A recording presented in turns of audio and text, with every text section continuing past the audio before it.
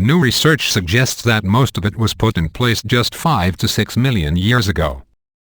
Earlier studies had claimed the canyon was perhaps 70 million years old. The latest investigation, published in the journal Nature Geoscience, agrees that some segments are very ancient, but says the full system is young. The old canyon model has argued that the Grand Canyon was carved 70 million years ago in the same place and to nearly the same depth as the modern canyon.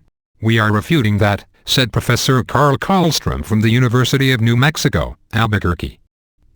"We are also refuting the Young Canyon model, which claims the canyon was cut entirely in the last 6 million years. Instead, we show that the Colorado River used some old segments as it found its path from the Rockies to the Gulf of California in the past 6 million years. What's different here, I think, is that we finally have a description of the Grand Canyon that honors all the hard-won data," he told BBC News.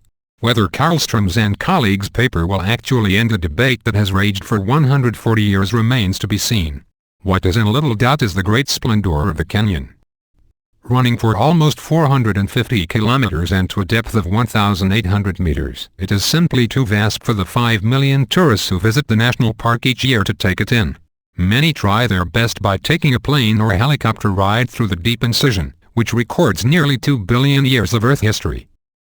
That huge scale has also been problematic for scientists who have had to gather data from many different locations through the canyon in an attempt to gauge its true age.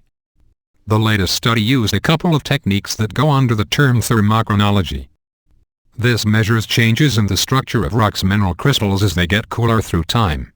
This transition occurs as deeply buried rocks come closer to the surface as erosion removes overlying layers of material.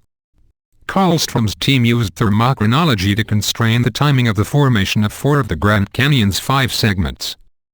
They found that 2 of the 3 central segments, known as the Hurricane segment and the Eastern Grand Canyon, were indeed ancient Paleo-canyons. The former was cut between 50 and 70 million years ago, the latter was in size some 15 to 25 million years ago. But they determined that the 2 end segments of the canyon, known as the Marble Canyon and the westernmost Grand Canyon, had to have been carved in the last 5 to 6 million years, when the Colorado River managed to link up the full system that everyone recognizes today. If you were to add up the 280-mile length and ask, how much is young?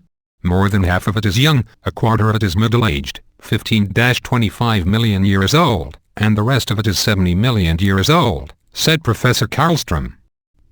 It continues to deepen today, of course. Right now, over the course of the last 500,000 years or so, it's been deepening by about the thickness of a piece of paper every year.